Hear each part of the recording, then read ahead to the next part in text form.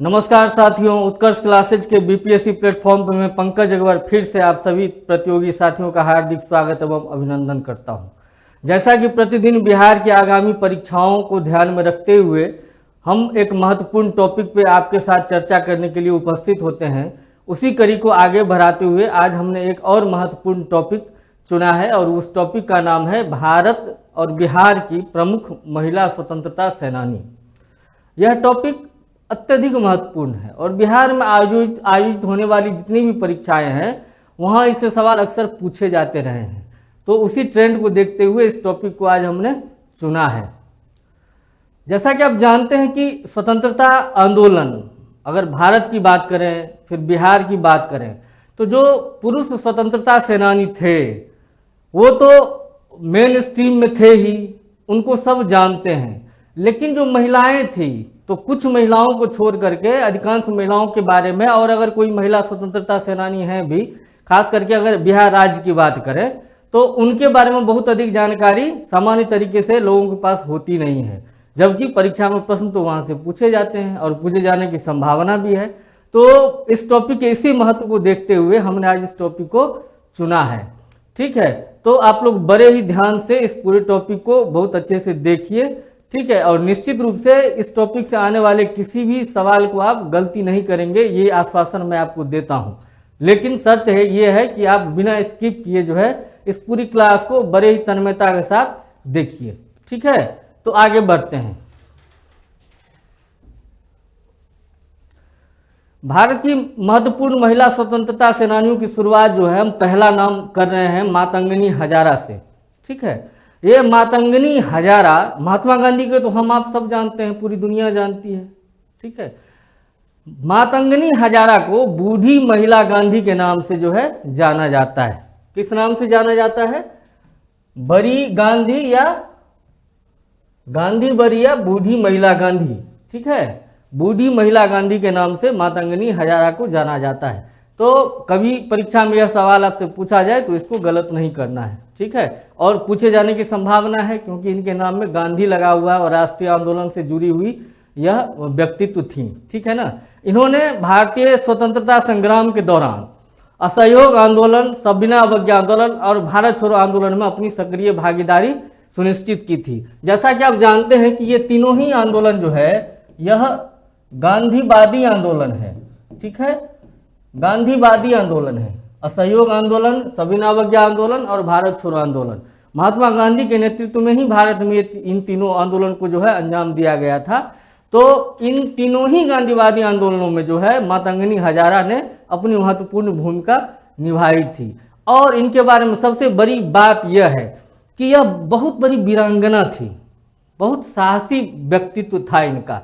ठीक है, और तामलुक में जब प्रदर्शन के दौरान जो है, मार्च के दौरान जब इनके ऊपर गोलियां चलाई गई थी, इनको 3 गोलियां लगी थी और इनके सीने में गोली लगने के बाद भी इन्होंने ये रुकी नहीं वहां पे। ठीक है, और हाथ में तिरंगा झंडा लिए हुए जो है, भारतीय स्वतंत्रता का झंडा लिए हुए वंदे मातरम वंदे मातरम वंदे मातरम का जो है नारा लगाती रही, जय घोष करती रही। तो इसलिए इनका नाम जानना बहुत ही महत्वपूर्ण हो जाता है, इस बात को ध्यान रखेंगे। ठीक है, और इनसे जुड़ी हुई एक और महत्वपूर्ण बात है कि तामलुक में जो है, तामलुक में जिस स्थान पे इनको गोली लगी थी उस स्थान पे इनकी प्रतिमा स्थापित की गई है। और यह प्रतिमा कब स्थापित की गई? 1977 ईस्वी में इनकी प्रतिमा स्थापित की गई। इसी के साथ यह जानना महत्वपूर्ण है कि यह स्वतंत्र भारत की पहली ऐसी महिला थी जिनकी अपने देश के अंदर, भारत के अंदर कहीं भी प्रतिमा स्थापित की गई थी। ठीक है ना, तो यह सम्मान के ये लायक थी, इसलिए इनको ये सम्मान दिया गया। ठीक है ना, और इनकी मूर्ति कहाँ पे है? तामलुक में उसी स्थान पे है जिस स्थान पे ये शहीद हुई थी। ठीक है ना। अब बात करते हैं बीकाजी कामा की। बीकाजी कामा को मैडम कामा के नाम से भी जानते हैं। इनका नाम जाना पहचाना नाम है, इनके नाम को हम आप सब जानते हैं। ठीक है ना, और इनका जन्म जो हुआ था वो एक पारसी परिवार में जो है बॉम्बे में हुआ था 1861 ईस्वी में। और ये स्वभाव से स्त्री और पुरुष समानता पे जोर देती थी। ठीक है ना, ये पुरुष के साथ कंधे से कंधा मिला करके जो है आगे बढ़ने में विश्वास करती थी। ठीक है, और ये सोशल वर्क भी बहुत करती थी। स्वतंत्रता आंदोलन के दौरान तो इनका योगदान है ही। यह अपनी सारी संपत्तियों को जो है युवा लड़कियों के लिए अनाथालय बनाने हेतु क्या कर दिया था, दान कर दिया था। अपनी सारी संपत्ति को युवा लड़कियों के लिए जो है क्या किया था, दान कर दिया था। युवा लड़कियों के लिए दान कर दिया था अनाथालय बनाने हेतु। ठीक है ना। और अक्सर जो सवाल इनके संबंध में पूछा जाता है वो क्या, कि अंतर्राष्ट्रीय मंच पर मतलब भारत से बाहर इन्होंने भारतीय स्वतंत्रता की अलग जगाई थी, इसलिए भी ये बहुत महत्वपूर्ण व्यक्तित्व स्वतंत्रता आंदोलन के संदर्भ में हो जाती हैं। ठीक है ना। जर्मनी के स्टटगार्ड में जो है इन्होंने 1907 ईस्वी में क्या किया था, भारतीय ध्वज फहराया था। कब? 1907 ईस्वी में भारतीय ध्वज फहराया था। ठीक है ना, भारतीय ध्वज फहराया था। तो यही सवाल परीक्षा में पूछा जाता है कि जर्मनी के स्टटगार्ड में जो है किसने भारतीय ध्वज फहराया था। तो मैडम कामा ने, वीकाजी कामा ने। और कब फहराया था? तो 1907 ईस्वी में फहराया था। इसको ध्यान रखना है, यहाँ से सवाल अक्सर ही परीक्षा में पूछे जाते हैं। अब एक अगला नाम है अरुणा आसफ अली। इनको भारतीय स्वतंत्रता आंदोलन की ग्रैंड ओल्ड लेडी के रूप में जो है जाना जाता है, ग्रैंड ओल्ड लेडी। ठीक है ना, ये फैक्ट भी बहुत महत्वपूर्ण है, ये भी पूछे जाने की पूरी संभावना है। ठीक है ना। अब आप जानते हैं कि ग्रैंड ओल्ड लेडी की तो हमने बात कर ली, तो भारत में इससे सिमिलर एक तथ्य है जिसको जानना चाहिए कि भारत में ग्रैंड ओल्ड मैन के नाम से कौन जाने जाते हैं। तो भारत में ग्रैंड ओल्ड मैन के नाम से दादा भाई नौरोजी, दादा भाई नौरोजी को भारत में ग्रैंड ओल्ड मैन की उपाधि प्राप्त है। ठीक है ना। तो पुरुष में हो गए दादा भाई नौरोजी और महिला में कौन हो गए, अरुणा आसफ अली। ठीक है ना। तो इस फैक्ट को याद रखेंगे। इन्होंने, इनके बारे में अगर इनके कार्य की अगर सराहना जिसके लिए की जाती है, जिसके लिए जानी जाती है प्रमुख रूप से, अगर उसकी बात करें तो जब भारत छोड़ो आंदोलन प्रारंभ हुआ था, भारत छोड़ो आंदोलन कब प्रारंभ हुआ था? 1942 ईस्वी में। ठीक है ना। 8 अगस्त 1942 ईस्वी को भारत छोड़ो आंदोलन जो है प्रारंभ हुआ था। कहाँ पे? बॉम्बे, जिसे अब मुंबई बोला जाता है, बॉम्बे के ग्वालिया टैंक मैदान में। कहाँ पे? ग्वालिया टैंक मैदान। भारत छोड़ो आंदोलन यहीं से शुरू हुआ था। 8 अगस्त 1942 ईस्वी को बॉम्बे के ग्वालिया टैंक मैदान में। ठीक है ना। और एक और याद रखने वाली बात है कि इसी दौरान जो है भारत छोड़ो आंदोलन को जो प्रारंभ किया गया था, तो भारत छोड़ो आंदोलन के दौरान ही महात्मा गांधी ने करो या मरो का नारा दिया था। कौन सा नारा दिया था? करो या मरो, डू और डाई, डू और डाई। महात्मा गांधी ने यह नारा दिया था। यह बहुत ही प्रसिद्ध नारा है, यह भी परीक्षा में कई बार पूछा जाता है। तो अरुणा आसफ अली के बारे में हमने क्या जाना कि इनको ग्रैंड ओल्ड लेडी के रूप में जाना जाता है। और जब भारत छोड़ो आंदोलन 1982 ईस्वी में प्रारंभ हुआ था बॉम्बे के ग्वालिया टैंक मैदान में, तो इन्होंने मैदान में तिरंगा फहराया था और तिरंगा फहरा के जो है आंदोलनकारियों को नए जोश और उत्साह का जो है आंदोलनकारियों के साथ इन्होंने प्रदर्शन किया था। अब बात करते हैं एनी बेसेंट की। इनके नाम से आप परिचित होंगे। ठीक है। एनी बेसेंट आयरिश मूल की महिला थी। ठीक है। और यह भारतीय स्वतंत्रता की प्रबल समर्थक थी यह आयरिश मूल की, लेकिन भारतीय स्वतंत्रता की प्रबल समर्थक थी। ठीक है ना। और होम रूल लीग के बारे में हम अब जानते हैं कि होम रूल लीग की शुरुआत किसने की थी? होम रूल लीग की शुरुआत एनी बेसेंट ने ही की थी। ठीक है ना। 1916 ईस्वी में भारत में होम रूल आंदोलन प्रारंभ किया गया था इनके द्वारा। ठीक है ना। और 1916 में ही बाल गंगाधर तिलक के द्वारा भी होम रूल, बाल गंगाधर तिलक के द्वारा भी होम रूल आंदोलन प्रारंभ किया गया था। कहाँ पे? पुणे में। ठीक है। और वो वर्ष भी क्या था? 1916। ठीक है। तो वर्ष 1916 ईस्वी में जहां एक और मद्रास को केंद्र बना करके जो है एनी बेसेंट ने होम रूल लीग प्रारंभ की थी, वहीं 1916 ईस्वी में ही पुणे को केंद्र बना करके जो है बाल गंगाधर तिलक ने होम रूल लीग की शुरुआत की थी। और अगर बिहार की बात करें तो हमने बात की है अपने पिछली क्लास में कि मौलाना मजहरुल हक ने बिहार होम रूल लीग की स्थापना में महत्वपूर्ण भूमिका निभाई थी, और बिहार होम रूल लीग के जो है मौलाना मजहरुल हक अध्यक्ष भी रहे थे। कौन? मौलाना मजहरुल हक। ये बिहार होम रूल लीग से संबंधित व्यक्ति थे। बिहार होम रूल लीग से संबंधित व्यक्ति थे और इन्होंने बिहार होम रूल लीग की अध्यक्षता भी है वो की थी। ठीक है ना? तो ध्यान रखना है, यहां से कई चीजें आ गई जो परीक्षा में अक्सर पूछा जाता है। एक तो एनी बेसेंट ने, जो आयरिश मूल की महिला थी, ठीक है ना, वो भारतीय स्वतंत्रता की प्रबल समर्थक थी और भारत में रह करके भी उन्होंने स्वतंत्रता आंदोलन में अपना महत्वपूर्ण योगदान दिया था। उन्होंने 1916 ईस्वी में क्या किया था? मद्रास में होम रूल लीग की स्थापना की थी। उसके साथ ही पुणे में 1916 ईस्वी में ही बाल गंगाधर तिलक के द्वारा क्या किया गया था? होम रूल लीग की स्थापना की गई थी, शुरुआत की गई थी। और अगर बिहार की बात करें तो बिहार में मौलाना मजहरुल हक ने बिहार होम रूल लीग को स्थापित किया था। ठीक है ना? उनकी अध्यक्षता भी की थी मौलाना मजहरुल हक ने। अब एक और महत्वपूर्ण चीज जो जाननी चाहिए कि एनी बेसेंट ने भारत में थियोसॉफिकल सोसाइटी की स्थापना की थी। ठीक है ना? थियोसॉफिकल सोसाइटी की स्थापना किसने की थी? एनी बेसेंट ने की थी। और एक जो सबसे महत्वपूर्ण बात है भारतीय राष्ट्रीय आंदोलन से जुड़ी हुई एनी बेसेंट के संदर्भ में, यहां से तो बहुत बार सवाल पूछे जाते हैं, तो इसको निश्चित रूप से आप याद रखेंगे कि एनी बेसेंट जिस कांग्रेस की स्थापना 1885 ईस्वी में हुई थी, जिस कांग्रेस की स्थापना 1885 ईस्वी में हुई थी, उस कांग्रेस में 1916 ईस्वी तक जो है एक भी महिला अध्यक्ष नहीं हुई थी। ठीक है ना?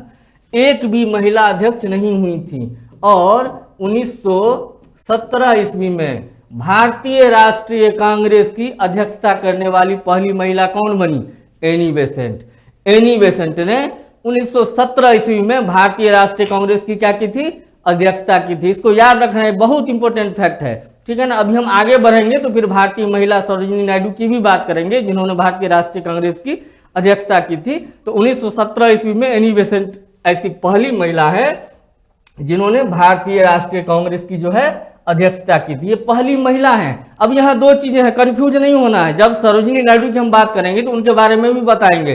तो सरोजिनी नायडू भारतीय राष्ट्रीय कांग्रेस की अध्यक्षता करने वाली पहली भारतीय महिला थी, जबकि एनी बेसेंट पहली महिला थी। ठीक है ना? एनी बेसेंट तो आयरिश मूल की थी ना, ये भारतीय थी नहीं, लेकिन यह पहली महिला अध्यक्ष हुई थी भारतीय राष्ट्रीय कांग्रेस की 1917 ईस्वी में। और सरोजिनी नायडू पहली भारतीय महिला के रूप में जो है भारतीय राष्ट्रीय कांग्रेस की अध्यक्षता की थी। तो ये बहुत महत्वपूर्ण तथ्य है, इसे याद रखेंगे। अक्सर यहाँ से परीक्षा में सवाल पूछे जाते हैं। अभी जैसा कि हमने बात किया और हमने अपने चैनल पे बीपीएससी उत्कर्ष चैनल पे उस प्रमाण को भी एक वीडियो के रूप में आपके साथ शेयर किया है, आप उसको जाकर के देख सकते हैं, जहां पे हमने जिन चीजों को कोट किया था वहां से सवाल परीक्षाओं में पूछे जाते हैं। देखिए, परीक्षा में जो सवाल पूछे जाते हैं ना, उसके लिए यह समझने के लिए, इस समझ को विकसित करने के लिए कि सवाल कहां कहां से बन सकते हैं, कमीशन कहां कहां से सवाल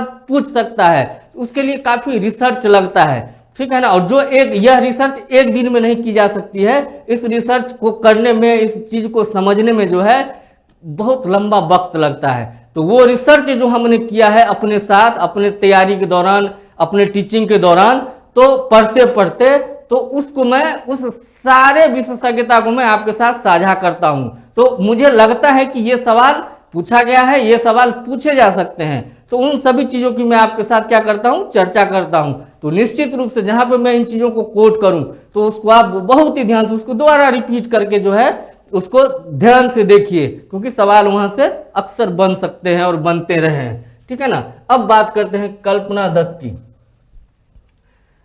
कल्पना दत्त बंगाल वॉलंटियर्स कोर को संगठित करने में मदद किया था। ठीक है ना?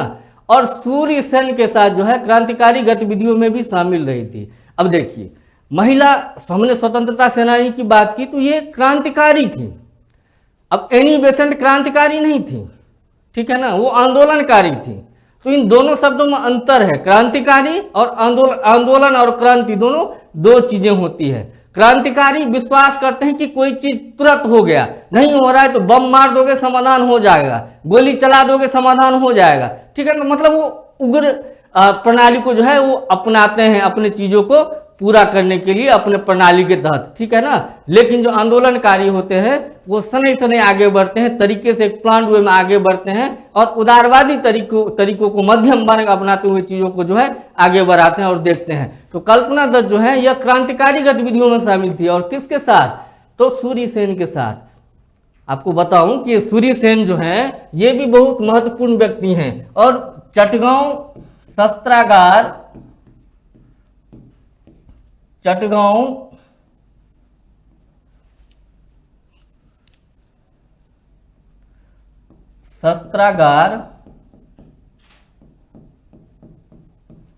कांड में जो है ये सूर्य सेन प्रमुख व्यक्ति थे। ये पेशे से शिक्षक थे, लेकिन भारतीय राष्ट्रीय आंदोलन में ये एक बहुत बड़े क्रांतिकारी नेता थे, ठीक है ना। तो ये कल्पना दत्ता जो थी यह भी सूर्य सेन के साथ एक बड़ी क्रांतिकारी नेता थी, ठीक है ना। और इनको गिरफ्तार किया गया कब? जब असहयोग आंदोलन के दौरान, जो गांधीवादी आंदोलन था, असहयोग आंदोलन के दौरान विदेशी कपड़े को इन्होंने जलाया था, ठीक है ना। तो विदेशी कपड़ों को जलाने के जुर्म में जो है अंग्रेजों ने इनके ऊपर आरोप तय कर दिया और उसके बाद इनको गिरफ्तार कर लिया गया, ठीक है।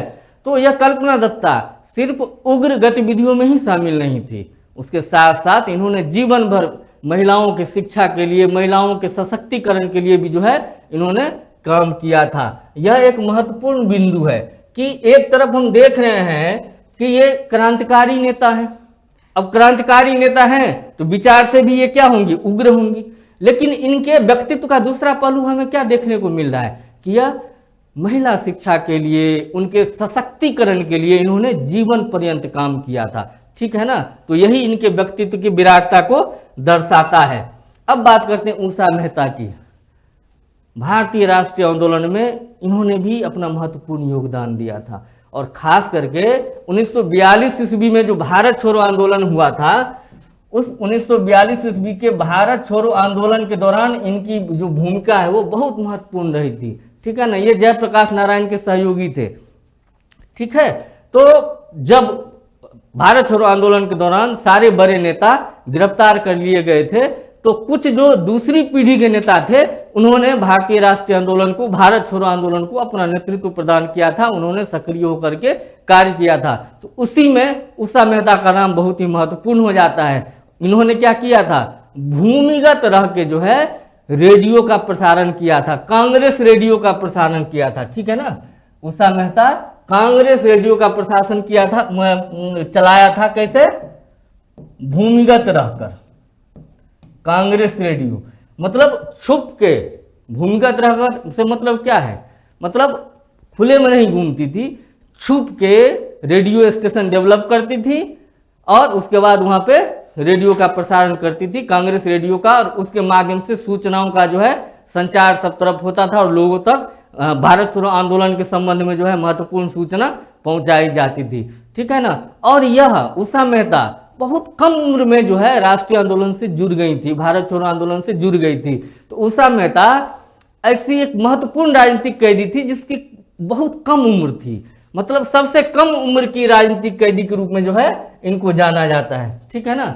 उषा मेहता बहुत छोटी बच्ची सी उम्र, बहुत छोटी थी, ठीक है ना। उसी समय पे ये राष्ट्रीय आंदोलन में इन्होंने जो है अपना महत्वपूर्ण योगदान दिया था। कैसे? भूमिगत रह के और कांग्रेस रेडियो को संचालित करके, ठीक है ना। ये सब भारत छोड़ो आंदोलन जयप्रकाश नारायण की सहयोगी भी रही थी। उसके बाद बात करते हैं सरोजिनी नायडू को। सरोजिनी नायडू एक महान स्वतंत्रता सेनानी तो थी ही, उसके साथ साथ एक बहुत बड़ी, एक महान कवियत्री भी थी, ठीक है ना। बहुत बड़ी, बहुत महान कवियत्री भी थी और इसलिए इनको भारत कोकिला के नाम से भी जाना जाता है। तो आपसे ये सवाल पूछा जा सकता है कि भारत कोकिला के नाम से किसे जाना जाता है। तो सरोजिनी नायडू को भारत कोकिला के नाम से जाना जाता है। और जैसा कि हमने अभी बात की थी कि सरोजिनी नायडू भारतीय राष्ट्रीय कांग्रेस के अध्यक्ष बनने वाली जो है पहली भारतीय महिला है, ठीक है ना। एनी बेसेंट पहली महिला है जिन्होंने कांग्रेस की अध्यक्षता की थी, और सरोजिनी नायडू पहली भारतीय महिला है जिन्होंने भारतीय राष्ट्रीय कांग्रेस की अध्यक्षता की थी। तो दोनों तथ्य में जो है कंफ्यूज नहीं होना है, ठीक है ना, कंफ्यूज बिल्कुल नहीं होना है, क्योंकि ये सवाल अक्सर ही पूछा जाता है। हर जगह आपको ये सवाल बतेरे मिलेंगे, हर परीक्षा का पेपर पलट के देखिए तो मिलेंगे, और ये सवाल बार बार पूछे ही जाते हैं क्योंकि ये बहुत महत्वपूर्ण है। क्यों? क्योंकि 1885 ईस्वी में कांग्रेस की स्थापना हुई और हम 1917 में एनी बेसेंट को देख रहे हैं कि वो महिला अध्यक्ष के रूप में कांग्रेस जो है निर्वाचित हुई थी कांग्रेस में। तो ये बड़ी महत्वपूर्ण बात हो गई ना, ठीक है। तो इसको ध्यान रखेंगे और कंफ्यूज नहीं होंगे। सरोजिनी नायडू के बारे में एक और महत्वपूर्ण बात जो है वो क्या, कि जब देश आजाद हुआ था तो स्वतंत्र भारत की जो है पहली महिला राज्यपाल ये बनी थी। और कहां पे बनी थी? भारतीय राज्य उत्तर प्रदेश, उत्तर प्रदेश राज्य की पहली महिला राज्यपाल बनी थी। कौन? सरोजिनी नायडू, ठीक है ना, याद रखना है। और अखिल भारतीय महिला सम्मेलन के गठन में भी इन्होंने महत्वपूर्ण भूमिका निभाई थी। ये बहुत महत्वपूर्ण सवाल है, यहाँ से अक्सर सवाल पूछे जाते हैं। सरोजिनी नायडू महात्मा गांधी की बहुत बड़ी सहयोगी भी थी, जैसा कि हमने अभी अपनी पिछले क्लास में इनके बारे में बहुत ही विस्तृत चर्चा की थी कि घरसाना सत्याग्रह हुआ था। कहाँ पे? गुजरात के वलसाड जिले में हुआ था घरसाना सत्याग्रह, सविनय अवज्ञा आंदोलन के दौरान। वहां पे इन्होंने अपना नेतृत्व प्रदान किया था और खूब लाठियां खाई थी, ठीक है ना।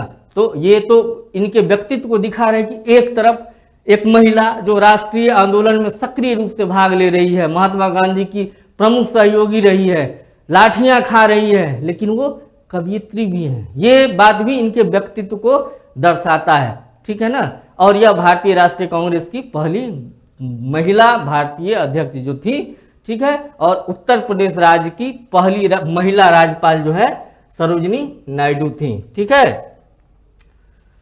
अब आगे बढ़ते हैं। सुचेता कृपलानी, यह भी एक महान स्वतंत्रता सेनानी थी और यह पहली महिला मुख्यमंत्री थी उत्तर प्रदेश की। कहाँ की? उत्तर प्रदेश की जो है पहली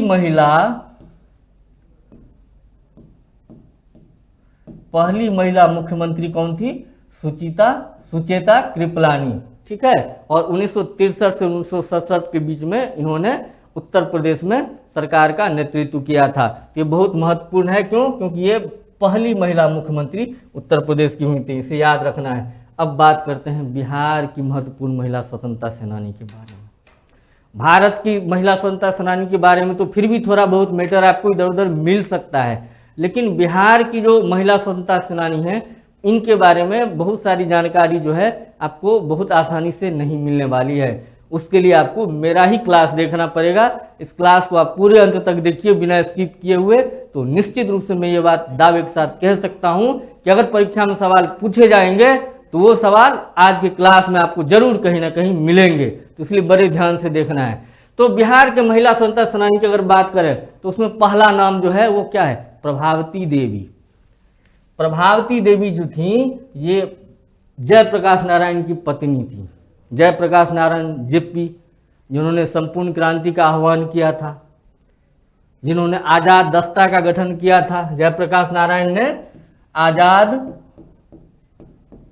दस्ता का गठन किया था। भारत छोड़ो आंदोलन के दौरान हजारीबाग जेल में उनको जब कैद किया गया तो वहां से वो भाग निकले थे, ठीक है ना। और नेपाल की तराई में जाकर के जो है भारत छोड़ो आंदोलन को इन्होंने भूमिगत रह के जो है संचालित किया था, ठीक है। उन्हीं महान व्यक्ति जयप्रकाश नारायण की पत्नी थी प्रभावती देवी। यह भी महात्मा गांधी की जो है महत्वपूर्ण सहयोगी थी। और एक जो सबसे महत्वपूर्ण बात प्रभावती देवी के बारे में है, जो एक व्यक्ति के रोंगटे खड़े कर देने वाली बात है, वह यह कि प्रभावती देवी और जयप्रकाश नारायण की जब शादी हुई थी, निश्चित रूप से भारत में जिस समय इनकी शादी हुई थी तो बचपन में बहुत कम उम्र में शादी हो गई थी। जयप्रकाश नारायण उस समय पढ़ाई ही कर रहे थे, ठीक है ना। तो उस समय इन दोनों ने प्रण लिया था। क्या प्रण लिया था? कि जब तक यह देश आजाद नहीं हो जाता, जब तक भारत को आजादी नहीं मिल जाती, तब तक हम संतान उत्पत्ति नहीं करेंगे, हम संतान पैदा नहीं करेंगे। क्यों? क्योंकि इनको पता था कि जब तक सिर्फ ये दो हैं तब तक तो ये फ्री होकर के अपनी भूमिका स्वतंत्रता आंदोलन में जो है निभा सकते हैं। लेकिन अगर इनके साथ अगर कोई बच्चा इनके होता है तो फिर इनकी जिम्मेदारी जो है अलग तरीके से रेगुलेट होने लगेगी, इनकी जिम्मेदारी उसके प्रति भी होगी। तो उसका या तो क्या होगा, दो ही चीज होगा, क्यों केयर उसका ठीक से नहीं हो पाएगा, या तो इनको स्वतंत्रता आंदोलन में अगर इन्वॉल्व रहना है तो फिर उसको इग्नोर करना पड़ेगा, या अगर उसके तरफ ध्यान दिए तो स्वतंत्रता आंदोलन में ये जितनी महत्वपूर्ण भूमिका इनकी हो सकती है वो नहीं हो पाती। तो कितनी महत्वपूर्ण बात है, गौर करने वाली बात है। कितने बड़े व्यक्तित्व रहे होंगे इनके, कितनी विराट व्यक्तित्व के ये लोग रहे होंगे, जिन्होंने देश को आज़ादी तक पहुंचाने के लिए, देश को आज़ाद के रूप में देखने के लिए कि देश कैसे आज़ाद होगा, उसलिए इतना बड़ा इन्होंने जो है सेक्रीफाइस किया था। अपने जीवन के साथ इन्होंने प्रण लिया था कि जब तक भारत आज़ाद नहीं हो जाता तब तक हम संतान उत्पत्ति नहीं करेंगे। जब इनकी शादी हुई थी जयप्रकाश नारायण की और प्रभावती देवी की, उस समय जयप्रकाश जी पढ़ाई कर रहे थे, ठीक है ना। तो जब जयप्रकाश जी पढ़ाई कर रहे थे तो उसी समय ये प्रभावती देवी गांधी जी के आश्रम में चरखा कताई सीखती थी। अब देखिए, अब इस बात से क्या निकल के आता है, क्या समझ में आता है कि अब जयप्रकाश जी तो बहुत बड़े स्वतंत्रता सेनानी थे, ठीक है, बहुत महान स्वतंत्रता सेनानी थे, लेकिन जब वो पढ़ाई ही कर रहे थे, जिस दौरान वो राष्ट्रीय आंदोलन में सक्रिय भूमिका उनकी शुरू नहीं हुई थी, उसी समय से उनकी पत्नी प्रभावती देवी ने जो है गांधी जी के साथ गांधी आश्रम में जो है चरखा कताई का काम सीख रही थी। और जैसा कि आप जानते हैं कि गांधी जी के साथ जो है ये चरखा कताई का काम क्या है, यह महात्मा गांधी के रचनात्मक कार्यक्रम का हिस्सा है। क्या है? गांधी जी के रचनात्मक कार्यक्रम का हिस्सा, ठीक है। तो चरखा कताई का काम ये गांधी जी के साथ सीखी थी, ठीक है। और गांधी जी और राजेंद्र प्रसाद ने उन्हें युवा महिला स्वयंसेवकों को जो है संगठित करने का भी कार्य इन्हें सौंपा था, क्योंकि ये खुद भी उस समय पे युवा थी। तो पटना में इन्होंने पहले चरखा कताई का काम सीखा, उसके बाद पटना में जो है महिला चरखा समिति की इन्होंने क्या की थी, स्थापना की थी। ये सवाल पूछे जा सकते हैं कि पटना में महिला चरखा समिति की स्थापना किसने की थी, तो प्रभावती देवी जो जयप्रकाश नारायण की पत्नी थी उन्होंने की थी। उसके बाद क्या होता है कि 1932 ईस्वी में प्रभावती देवी को लखनऊ में विदेशी वस्तुओं के तस्करी के आरोप में जो है इनके ऊपर आरोप लगाया गया कि तुम विदेशी वस्तुओं का जो है तस्करी करती हो, और तस्करी के आरोप में इनको गिरफ्तार कर लिया गया, ठीक है ना। कब? 1932 ईस्वी में। कहाँ? लखनऊ में। क्यों? विदेशी वस्तुओं की तस्करी के आरोप में प्रभावती देवी को गिरफ्तार कर लिया गया, ठीक है। 1942 ईस्वी में जब भारत छोड़ो आंदोलन चल रहा था, उस दौरान प्रभावती देवी को जो है भागलपुर जेल में कैद करके रखा गया था, ठीक है ना। कहाँ पे रखा गया था? भारत छोड़ो आंदोलन के दौरान भागलपुर जेल में कैद करके रखा गया था। तो इस प्रकार आप ये समझ सकते हैं कि प्रभावती देवी का व्यक्तित्व कितना बड़ा था, राष्ट्रीय आंदोलन में उनकी भूमिका कितनी बड़ी थी, बिहार के राष्ट्रीय आंदोलन में जो है उन्होंने कितनी बड़ी भूमिका निभाई थी, ठीक है ना। जयप्रकाश जी के एक्टिव होने से पहले से ही वो एक्टिव थी महात्मा गांधी के साथ, है ना। ये महत्वपूर्ण बात, तो इसे ध्यान रखेंगे, यहाँ से अक्सर परीक्षाओं में सवाल आपको देखने को मिल जाएंगे। अब अगला नाम विंध्यवासिनी देवी का, ठीक है ना। यह भी बहुत महत्वपूर्ण व्यक्तित्व थी विंध्यवासिनी देवी, और इन्होंने कांग्रेस की अस्थायी सदस्यता कब ग्रहण की थी? जब ये गांधी जी से मिली थी 1919 ईस्वी में। जैसा कि आप जानते हैं कि महात्मा गांधी तो 1917 से ही बिहार आने लगे थे। 1917 में जब चंपारण सत्याग्रह हुआ था, महात्मा गांधी के नेतृत्व में चंपारण सत्याग्रह, तो महात्मा गांधी का आना जाना बिहार शुरू हो चुका था। तो इसी समय जो है 1919 ईस्वी में महात्मा गांधी जी से जब विंध्यवासिनी देवी की मुलाकात हुई, तो उसके बाद उन्होंने गांधी जी से प्रभावित होकर के जो है कांग्रेस की अस्थायी सदस्यता ग्रहण की और राष्ट्रीय आंदोलन में सक्रिय रूप से अपना योगदान देना शुरू किया, ठीक है। और जो सविनय अवज्ञा आंदोलन के दौरान जो नमक सत्याग्रह हुआ था उसमें भी विंध्यवासिनी देवी ने अपना महत्वपूर्ण योगदान दिया था, ठीक है ना। और इसी दौरान 1930 ईस्वी में विंध्यवासिनी देवी को क्या किया गया था, गिरफ्तार भी किया गया था, ठीक है। 1932 ईस्वी में इनको मुजफ्फरपुर जेल भेज दिया गया था। अब आप समझ सकते हैं कि कितनी बड़ी नेता और आंदोलनकारी रही होंगी कि नमक सत्याग्रह में गिरफ्तार हुई और फिर 1932 में जो है मुजफ्फरपुर जेल में इनको कैद करके रखा गया। इतना ही नहीं, इनके नेतृत्व में चल रही एक संगठन थी कन्या सेविका दल। यहां से भी सवाल पूछे जा सकते हैं, कन्या सेविका दल। इस कन्या सेविका दल को जो है सरकार ने अवैध घोषित कर दिया था। अवैध घोषित कर दिया मतलब क्या, अब कन्या सेविका दल के सदस्य कुछ भी अगर करेंगे, कोई भी अगर काम करेंगे तो उसको जो है दंडित किया जाएगा। क्यों? क्योंकि उसको सरकार ने बोल दिया कि तुम गलत काम में संलिप्त हो, इन्वॉल्व हो, ठीक है ना। तो ये कन्या सेविका दल जो विंध्यवासिनी देवी के नेतृत्व में चल रहा था, उससे सरकार ने क्या किया, अवैध घोषित कर दिया। और एक सबसे महत्वपूर्ण बात इनके बारे में, अंग्रेजों का खौफ विंध्यवासिनी देवी से किस प्रकार था, ये जरा एक बार गौर करने वाली बात है कि जब पटना में विंध्यवासिनी देवी आंदोलनों का नेतृत्व कर रही थी तो उस समय में क्या हुआ था कि जो जिला मजिस्ट्रेट था उसने महिला पुलिसकर्मियों की जो है भर्ती की थी, महिला पुलिसकर्मियों की भर्ती की थी अंग्रेज सरकार ने। क्यों? इनको विंध्यवासिनी देवी को नियंत्रित करने के लिए। है ना कितनी रोचक बात, ये कितनी बड़ी आंदोलनकारी रही होंगी, इसका अंदाजा जो है इसी तथ्य से लगाया जा सकता है कि इनके लिए अंग्रेजों ने अलग से जो है स्पेशली जो है महिला फोर्स की जो है भर्ती की थी, पुलिस फोर्स की भर्ती की थी, ठीक है। अब बात करते हैं तारा रानी श्रीवास्तव की। तारा रानी श्रीवास्तव भी महत्वपूर्ण आंदोलनकारी थी, ठीक है ना। और जब सिवान में भारत छोड़ो आंदोलन के दौरान पुलिस स्टेशन पे ये झंडा फहरा रही थी, कहां पे, सारण में। सारण में पुलिस स्टेशन के ऊपर छत पे चढ़ के, उस समय में क्या था कि यही प्रणाली थी कि अब अंग्रेजों का अगर कोई संस्था है, कोई ऑर्गेनाइजेशन है, कोई ऑफिस है, तो वहां पे क्या करेगा, जाकर के राष्ट्रीय आंदोलन के नारे लिखे हुए एक पर्चा ले जाकर के चिपका देगा, ठीक है। यही तो कर सकते थे। और पुलिस अगर देखती तो क्या करती, वो डंडे बरसाना शुरू करते, ठीक है। क्या करे, स्वतंत्रता सेनानी क्या करते थे, झंडा ले जाकर के और जो अंग्रेजी ऑफिस है उसके ऊपर भारतीय राष्ट्रीय आंदोलन का जो अपना तिरंगा झंडा है उसको ले जाकर के वहां पे खड़ा कर देते थे, झंडा लगा देते थे, ठीक है ना। तो ये क्या था, विरोध करने का तरीका था। तो जब तारा रानी श्रीवास्तव सिवान में पुलिस स्टेशन पर झंडा फहराने का नेतृत्व कर रही थी, यह कार्यक्रम चल रहा था, इनके साथ समूह जो था लोगों का, महिलाओं का, तो वो सब लोग जब झंडा फहरा रहे थे पुलिस स्टेशन पे सिवान में, तो उसी दौरान उसी मार्च में इनके हस्बैंड, इनके पति भी इनके साथ थे, फुलेंदु बाबू उनका नाम था। तो फुलेंदु बाबू को क्या हुआ, पुलिसों की गोली लग गई, ठीक है। क्यों? क्योंकि जो भीड़ था वो उग्र हो गया था, तो उस मार्च को देखते हुए उसको नियंत्रित करने के लिए पुलिस को गोली चलानी पड़ी।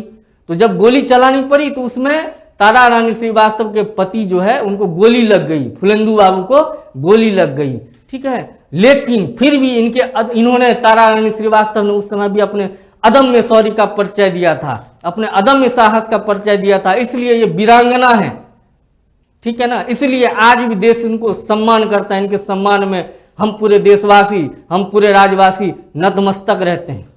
क्यों? कि एक महिला जिसके एक साथ ही आंदोलन कर रहे हैं, मार्च कर रहे हैं, और उसी में उनके पति को गोली लग जाए और फिर भी वो महिला अपने हाथ से भारत का झंडा नहीं, तिरंगा नहीं छोड़ रही है, कितनी बड़ी बात है। जब गोली लगा इनके पति को, फुलेंदु बाबू को, तो उन्होंने क्या किया, अपने साड़ी के पल्लू से जो है उनके घाव को बांधे, जहां पे जिस जगह पे गोली लगी हुई थी, और उस घाव को बांध करके जो है चल रहे थे, और उनके साथ पति को भी जो है धीरे धीरे आगे लेकर के निकल रहे थे। लेकिन इन सब के बीच में जो महत्वपूर्ण बात थी वो क्या थी कि जो इनका इनकलाब का नारा था, इनकलाब जिंदाबाद, वो इन्होंने देना नहीं छोड़ा। कि एक हाथ में झंडा है, एक हाथ में एक घायल पति है जिसको अंग्रेजी गोली लग चुकी है, और उसको घसीटते हुए धीरे धीरे आगे बढ़ रहे हैं, लेकिन जुबान से क्या निकल रहा है? भारत माता की जय, इनकलाब जिंदाबाद। कितनी बड़ी बात है। तो पति की मृत्यु के बाद, और उसी घटना के दौरान जो है इनके पति की मृत्यु भी हो गई, ठीक है। तो लेकिन फिर भी इन्होंने इनकलाब का नारा देना नहीं छोड़ा था। कितनी बड़ी बात है, कितनी बड़ी व्यक्तित्व है, कितनी बड़ी स्वतंत्रता सेनानी ये रही हैं, इस बात से आप अंदाजा लगा सकते हैं। तो यहाँ से आपको सवाल पूछे जा सकते हैं, ठीक है ना, कि सिवान में पुलिस थाने के ऊपर जो है झंडा फहराने का काम किसने किया था? तारा रानी श्रीवास्तव ने किया था, ठीक है। अब हम बात करते हैं राम प्यारी देवी की। राम प्यारी देवी जो है, इनकी शादी जब हुई थी ना, 12 मार्च 1930 को इनकी शादी हुई थी, ठीक है। और इनके हाथों के मेहंदी सूखे भी नहीं थे और ये सत्याग्रह में शामिल हो गई थी। कितनी बड़ी बात है, पता नहीं, मैं तो सोच नहीं पा रहा हूं कि हमारी जो आज की पीढ़ी है वो इस तरीके से आगे बढ़ सकती भी है क्या। ये हम बात कर रहे हैं 1930 ईस्वी की, आज से 80-90 साल पहले की हम बात कर रहे हैं। और उस समय में जो है हाथों की मेहंदी सूखी नहीं थी और ये आंदोलन में कूद पड़ी, भारतीय राष्ट्रीय आंदोलन में, ठीक है। और फिर जेल भी गई और तभी जो है 1 साल जेल में भी इन्होंने बिताया, ठीक है ना। 1 साल जेल में भी इन्होंने बिताया राम प्यारी देवी ने, ठीक है। और इतनी बड़ी ये नेता थी, इतना इनकी प्रसिद्धि इतनी अधिक थी, इतनी ये लोकप्रिय थी कि महान किसान नेता थे सहजानंद सरस्वती, सहजानंद स्वामी सहजानंद सरस्वती,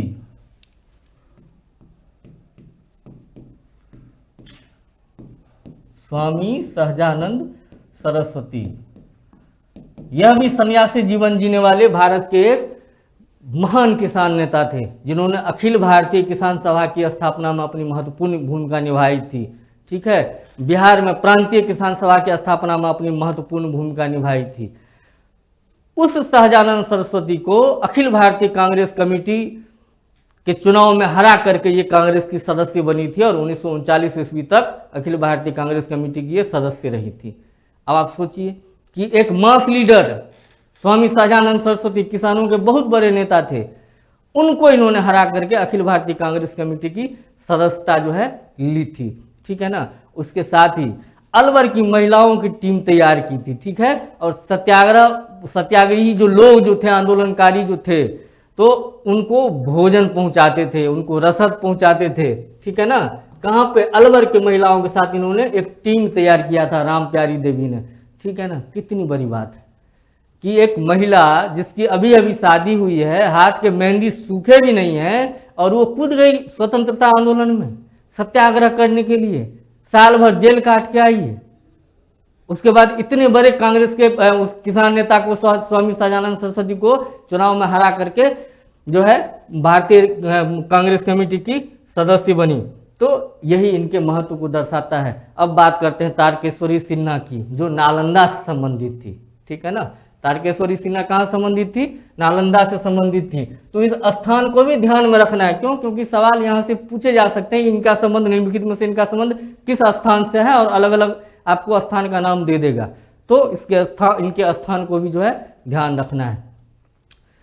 यह जब भारत छोड़ो आंदोलन में कूदी थी, शामिल हुई थी, तब इनकी उम्र कितनी थी?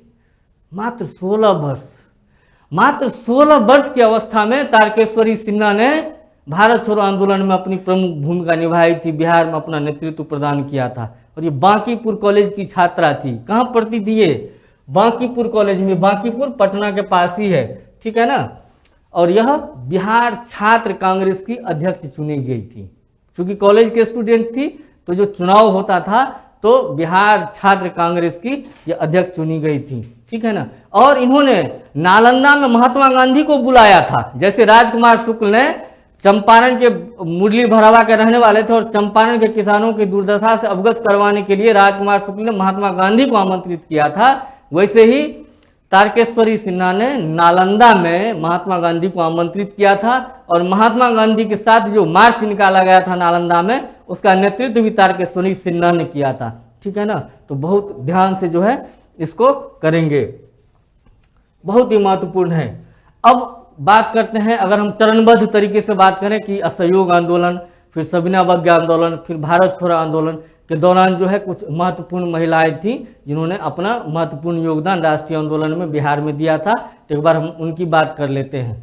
ठीक है, जब 1917 ईस्वी में महात्मा गांधी बिहार में आए थे, उस समय क्या हुआ था, महिलाओं का रुझान जो है राष्ट्रीय आंदोलन की तरफ धीरे धीरे बढ़ने लगा था। 1917 ईस्वी में चंपारण सत्याग्रह के समय महात्मा गांधी के राष्ट्रीय आंदोलन में जुड़ने के बाद जो है जब बिहार की यात्राएं होने लगी, तो फिर क्या हुआ, बिहार की महिलाएं जो है वो गांधी जी के साथ उनका लगाव बढ़ने लगा और वो राष्ट्रीय आंदोलन में जो है जुड़ने लगी।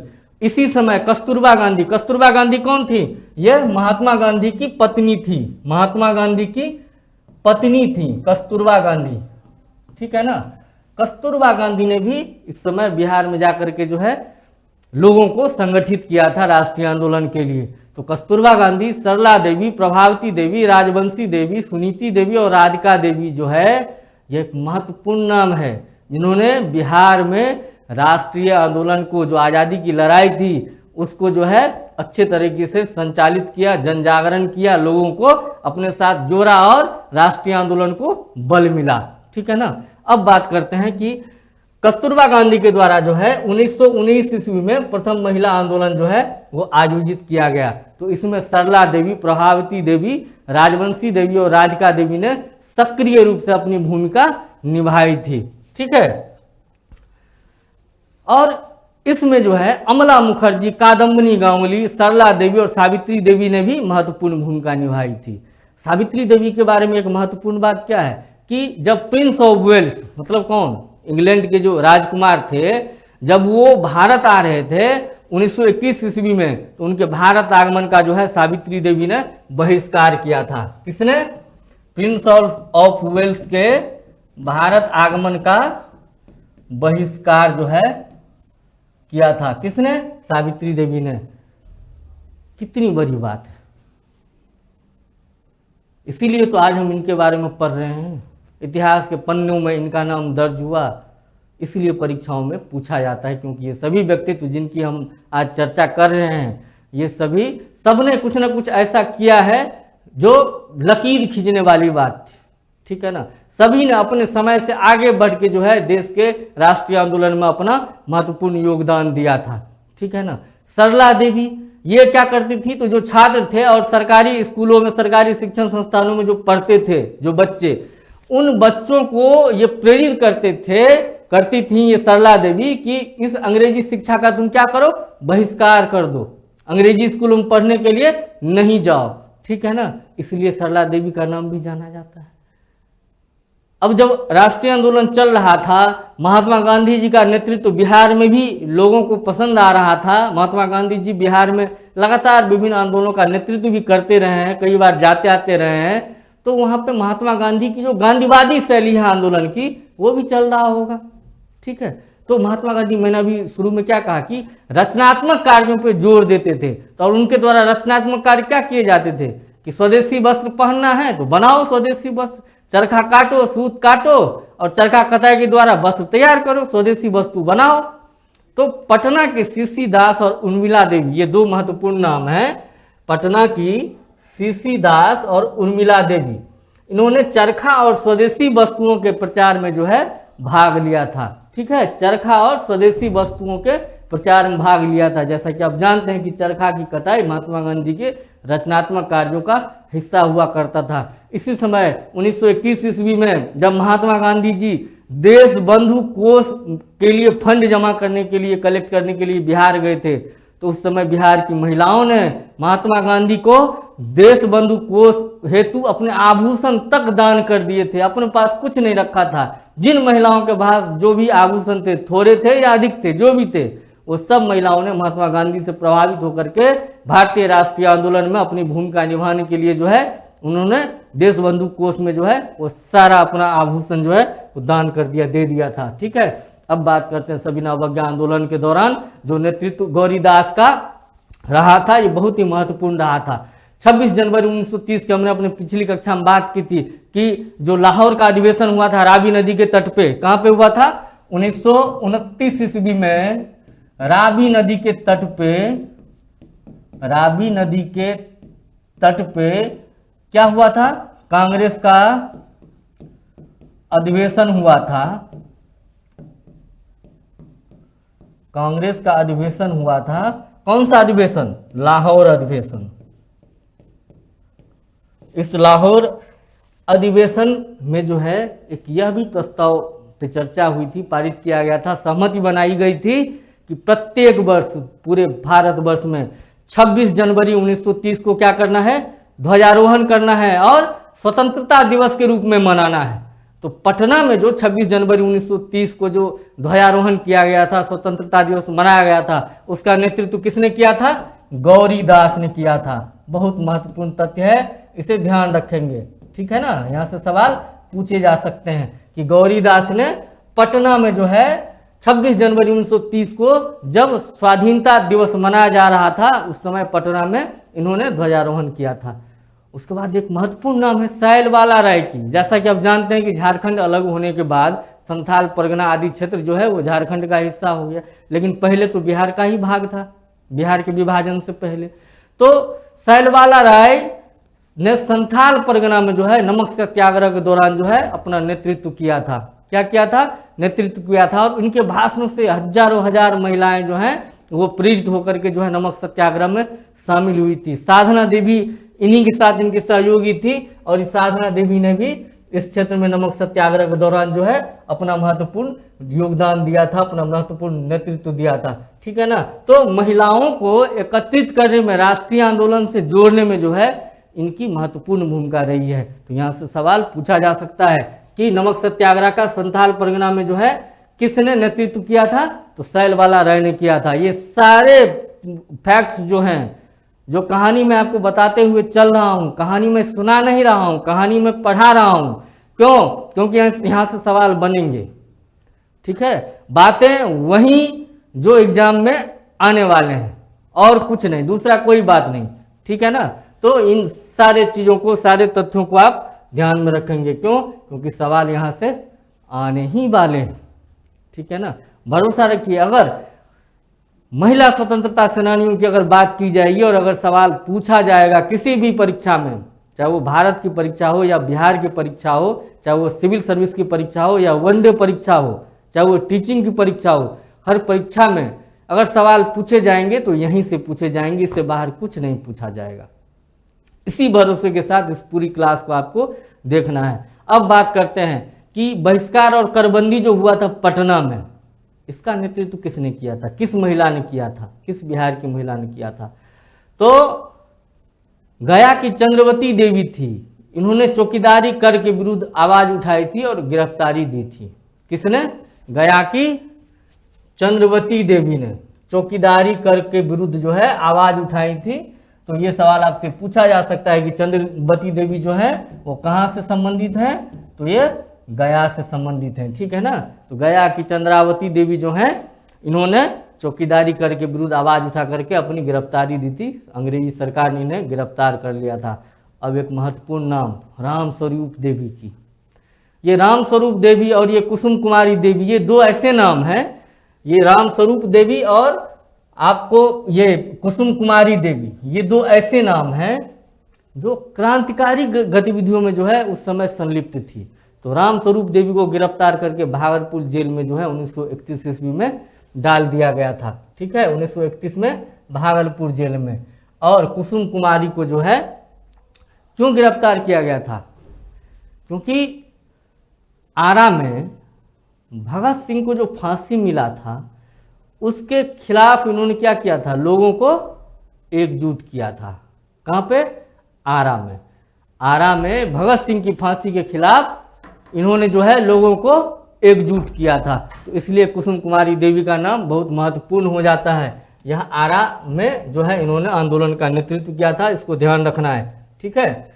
अब बात करते हैं व्यक्तिगत सत्याग्रह की। 1940 ईस्वी में व्यक्तिगत सत्याग्रह का आह्वान किया गया था। जैसा कि आप जानते हैं, अगर पुरुष सत्याग्रही की बात करें तो व्यक्तिगत सत्याग्रह का नेतृत्व किसने किया था? पवनार आश्रम में,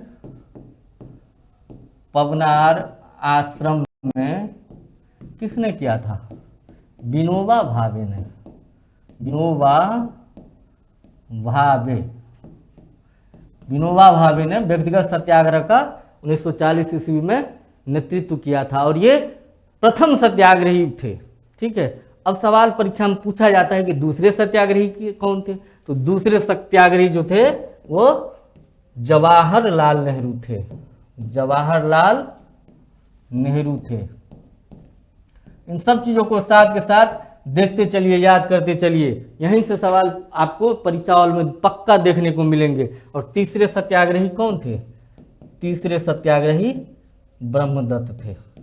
ठीक है, तो ये तीन नाम महत्वपूर्ण है। व्यक्तिगत सत्याग्रह 1940 में जो हुआ था उसके संदर्भ में हम पुरुष आंदोलनकारी की अगर बात करें, क्योंकि ये दोनों जुड़ी हुई चीजें हैं, इसलिए एक साथ जो है आपको याद रखना चाहिए तो आसानी होगी कि पवनार आश्रम में पुरुष नेतृत्वकारी कौन था, सत्याग्रही कौन था? पहला सत्याग्रही व्यक्तिगत सत्याग्रह का विनोबा भावे, और दूसरा कौन? जवाहरलाल नेहरू, तीसरा कौन? ब्रह्मदत्त। तो एक सीरीज था कि व्यक्तिगत सत्याग्रह मतलब क्या, एक आदमी एक बार में सत्याग्रह करेगा। ठीक है, तो पहली बार में किसने किया? विनोबा भावे ने किया। ठीक है, दूसरी बार में किसने किया? जवाहरलाल नेहरू ने किया। उनके बाद किसने किया? ब्रह्मदत्त ने किया। तो वैसे ही महात्मा गांधी के आह्वान पे जो है बिहार में भी व्यक्तिगत सत्याग्रह जो है हुआ था 1940 ईस्वी में, और महात्मा गांधी के आह्वान पे प्रेमदा देवी, जगत रानी देवी, जानकी देवी और महादेवी केजरीवाल ने जो है वो भाग लिया था। ये नाम बहुत महत्वपूर्ण है, प्रेमदा देवी, जगत रानी देवी, जानकी देवी, महादेवी केजरीवाल। ठीक है, इस नाम को याद रखेंगे, यहाँ से सवाल पूछे जा सकते हैं।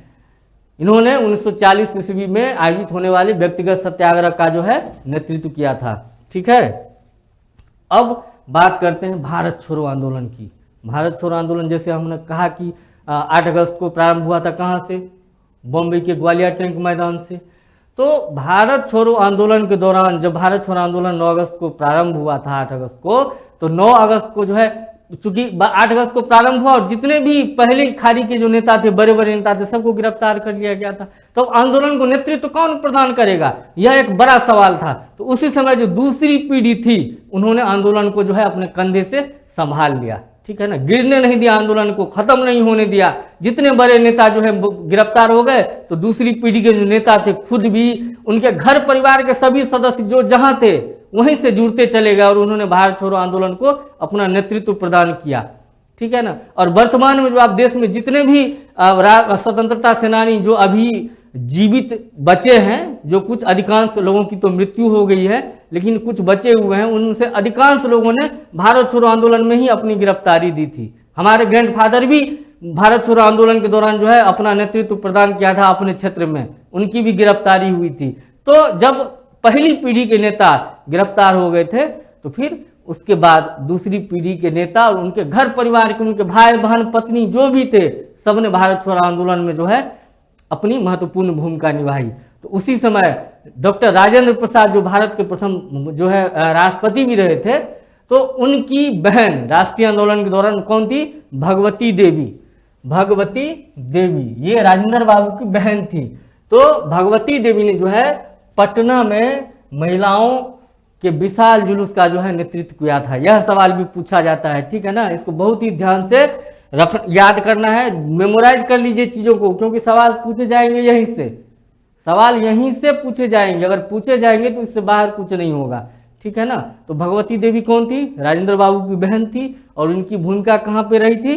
तो भारत छोड़ो आंदोलन के दौरान पटना में विशाल जुलूस का जो है इन्होंने नेतृत्व किया था। अब बात करते हैं चरखा समिति की।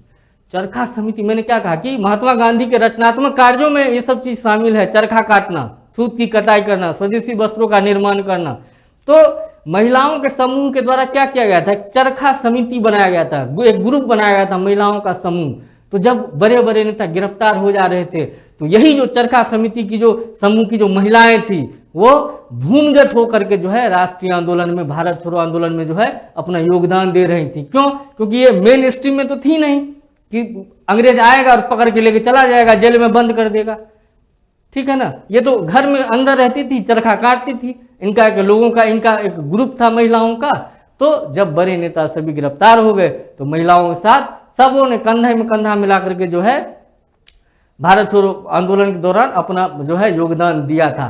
तो चरखा समिति ने भी भारत छोड़ो आंदोलन के दौरान जो है अपनी महत्वपूर्ण भूमिका निभाई थी। इसी दौरान भारत छोड़ो आंदोलन के दौरान कुछ ऐसे नाम भी हैं जो जिनको जानना चाहिए, जिन्होंने अपने प्राणों की आहुति दी थी, बलिदान दिया था भारत छोड़ो आंदोलन के दौरान।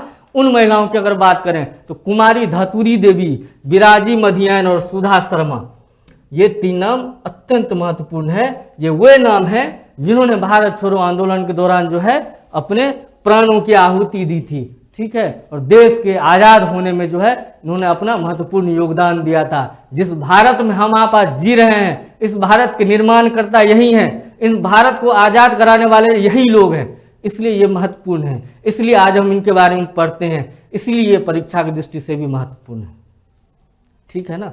तो आप भी इन सारी चीज़ों को अच्छे से पढ़िए, अच्छे से याद करिए, समझ तो गए ही होंगे, और निश्चित रूप से देश के विकास में ऑफिसर बन के जो है अपना महत्वपूर्ण योगदान दीजिए।